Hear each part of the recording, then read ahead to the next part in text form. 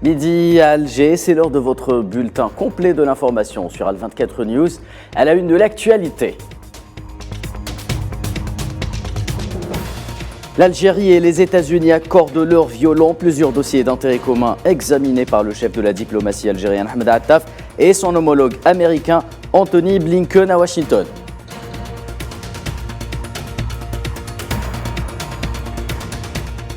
Journée décisive pour la crise au Niger. Les chefs de la CEDEAO tiennent un sommet extraordinaire pour décider de la marche à suivre.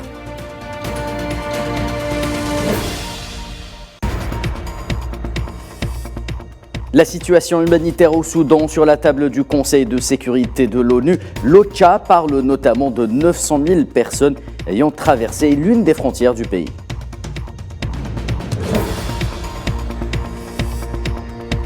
Et la Pologne qui annonce de nouveaux renforts aux frontières du Bélarus au risque d'irriter sérieusement Moscou.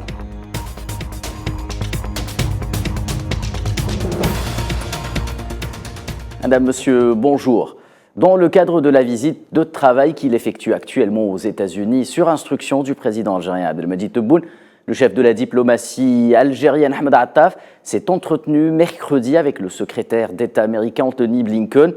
Tous deux, ils ont évoqué les relations bilatérales et leurs perspectives parallèlement aux questions régionales et internationales d'intérêt commun. À cette occasion, Attaf et Blinken ont tenu à mettre en valeur la solidité et la profondeur des relations d'amitié et de coopération historique qui lient les deux pays, en saluant la cadence du dialogue politique ainsi que l'élargissement des relations économiques à de nouveaux secteurs.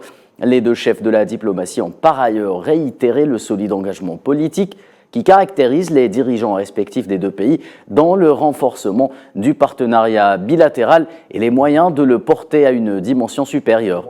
D'autre part, les deux responsables ont échangé leur point de vue à propos des développements régionaux, notamment ce qui concerne le Niger, le Mali et la Libye, entre autres.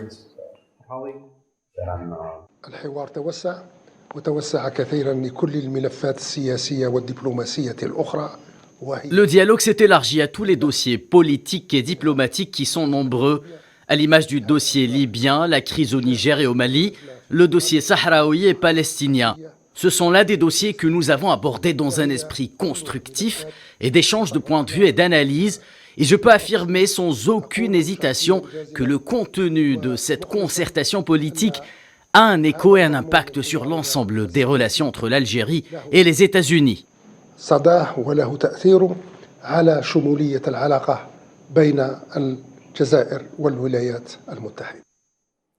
Dans un autre registre, Ahmed Attaf s'est exprimé sur les accords passés entre l'Algérie et les États-Unis dans le secteur énergétique.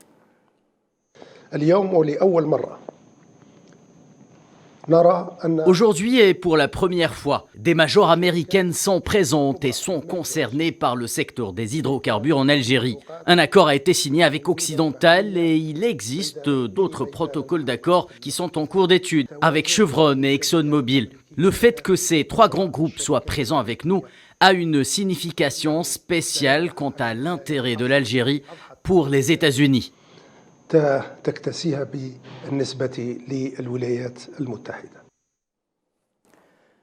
Journée décisive, rendez-vous décisif pour les chefs de la communauté économique des États de l'Afrique de l'Ouest ce jeudi à Abuja. La CEDEAO tient jeudi un sommet extraordinaire visant à s'entendre sur un plan d'action pour le Niger après le coup de force opéré par les militaires contre le président Mohamed Bazoum et son gouvernement le 26 juillet dernier. La rencontre dans la capitale nigériane pourrait s'avérer un moment charnière. Dans cette crise institutionnelle, les dirigeants du bloc devraient s'entendre sur les prochaines étapes qui pourraient inclure une intervention militaire, même si cette option ne semble plus faire l'unanimité chez la CEDEAO qui a tempéré son discours durant les derniers jours au profit d'une solution diplomatique préférée à l'usage de la force.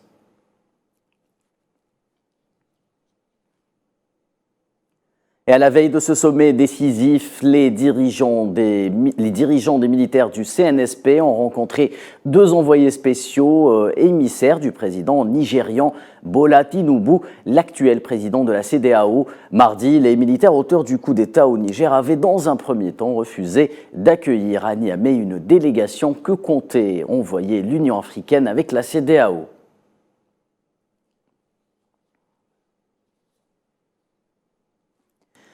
Et via une annonce faite sur la télévision publique du Niger, le CNSP, toujours, qui cette fois-ci annonce avoir constitué un nouveau gouvernement au Niger.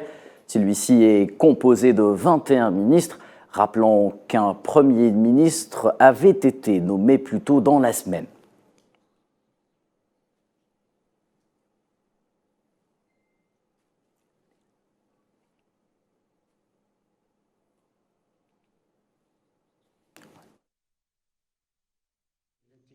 Physique et morale des autorités déchues conformément aux principes des droits humains.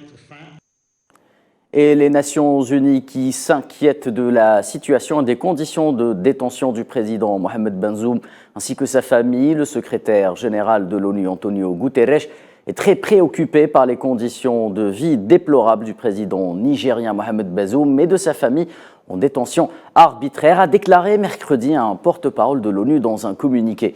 Cette déclaration fait suite au communiqué diffusé hier par le parti de Bazoum, le PNDS Taraya, dans lequel il déclare que le président et sa famille étaient détenus dans des conditions cruelles et inhumaines à leur résidence sans eau courante, sans électricité et sans accès à des produits frais ou à des médecins.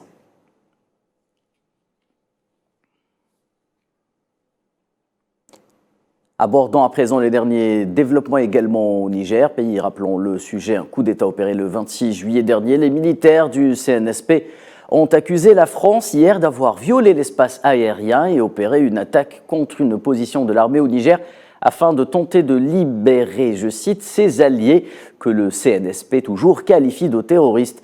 Une annonce qui intervenait dans un contexte très tendu. Le CNSP qui, dans la foulée, a décrété l'état d'alerte en réaction à ce nouveau développement. Le Conseil national pour la sauvegarde de la patrie tient à informer l'opinion nationale et internationale des événements d'une extrême gravité qui sont en cours au Niger, du fait du comportement des forces françaises sur notre territoire et de leurs complices. En effet, ce jour 9 août 2023, aux environs de 6h30 du matin, la position de la garde nationale du Niger de Bourkou-Bourkou, 30 km du site aurifère de Samira, a fait l'objet d'une attaque. À cet instant, le bilan n'est pas encore établi. Et de son côté, Paris a démenti cette version des faits. Le Quai d'Orsay a déclaré qu'aucune attaque contre un camp nigérien n'a eu lieu et les mouvements d'avions effectués hier faisaient partie d'un accord précédent avec les forces du Niger.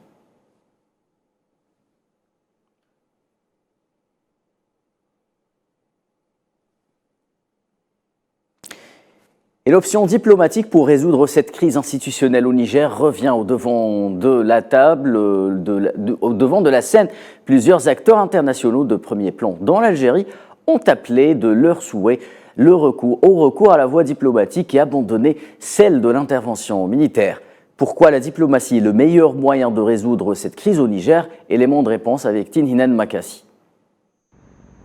Les pressions de la communauté internationale ont été telles que la CEDEAO fait marche arrière, après avoir envisagé une intervention militaire au Niger, et même menacé les auteurs du coup d'État du 26 juillet dernier en fixant un ultimatum d'une semaine pour le retour du président déchu, Mohamed Bazoum, à la tête du pays.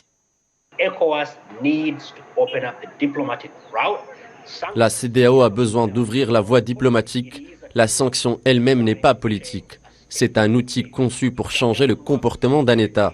Si cela ne fonctionne pas, l'armée, encore une fois, n'est pas une option. Dès que la menace de la CEDEAO a été rendue publique, les pays du Sud n'ont pas tardé à réagir. Et à leur tête, l'Algérie, fidèle aux principes fondamentaux de sa diplomatie, à savoir la non-ingérence et le non-interventionnisme. Pour Alger, les opérations militaires ne sont pas une solution.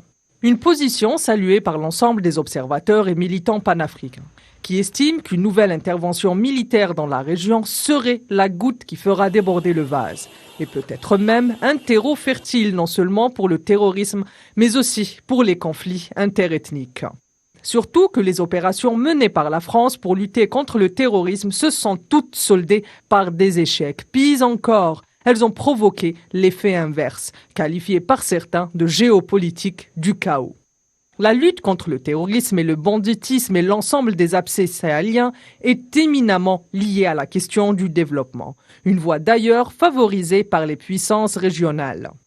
Autre volte-face marquant, celle des États-Unis d'Amérique, connue jusque-là pour son recours à la force. Et pourtant, la diplomatie américaine semble réticente à soutenir la CEDEAO. Idem pour l'Union européenne ou encore Rome et Berlin.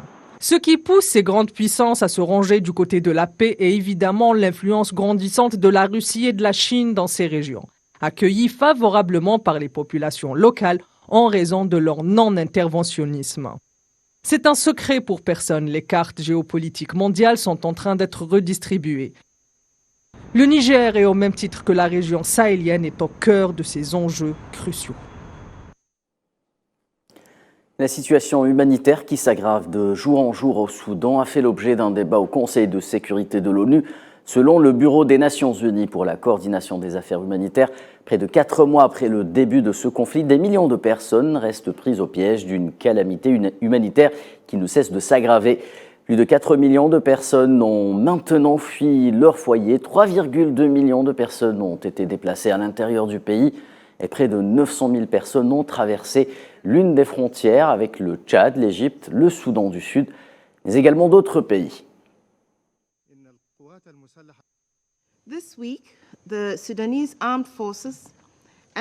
Cette semaine, les forces armées soudanaises et les forces de soutien rapide ont toutes deux ordonné aux habitants de quitter leur maison dans une partie d'Omdurman, la déclarant zone d'opération. Les partis ont infligé d'énormes souffrances à la population de la région du Darfour. Les combats dans le Darfour continuent de rouvrir les vieilles plaies des tensions ethniques, des conflits passés dans la région. Les violences brutales vécues à Al-Jenaina et Sirba sont des exemples particuliers de cette situation. Ceci est profondément préoccupant et pourrait rapidement plonger le pays dans une situation prolongée de conflits ethniques avec des retombées régionales.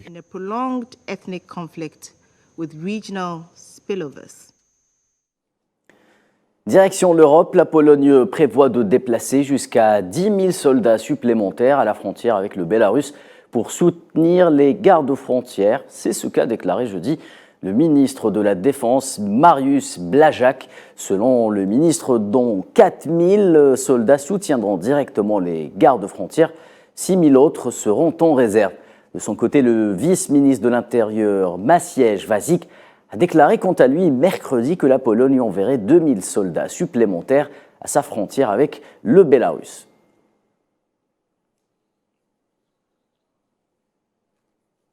Et c'est dans ce même contexte que la Russie dit s'apprêter, elle également, à étoffer ses forces à ses frontières occidentales après l'adhésion de la Finlande à l'alliance de l'OTAN. C'est en effet ce qu'a déclaré mercredi le ministre russe de la Défense Sergueï Shoïgu au conseil d'administration du ministère.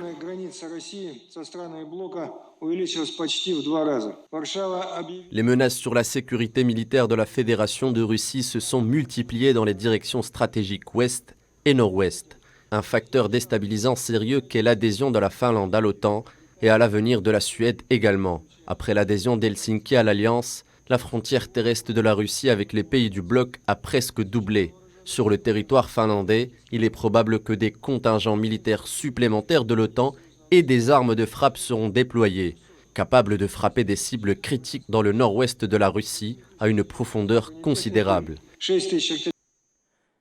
Le ministère russe de la Défense toujours a affirmé tôt ce jeudi avoir abattu 13 drones, dont 11 près de la Crimée et 2 qui se dirigeaient vers Moscou, ce après plusieurs attaques similaires survenues ces derniers jours En Russie, 2 drones qui volaient en direction de la ville de Moscou ont été détruits près de la ville de Sébastopol. 2 drones ont été touchés par les dispositifs de la défense anti-aérienne en service et 9 autres ont été neutralisés par des moyens de guerre électroniques et se sont écrasés dans la mer Noire avant d'atteindre la cible, a indiqué la défense russe dans un communiqué publié sur Telegram. C'est la fin de ce Midi Info. Excellent après-midi sur Al 24 News.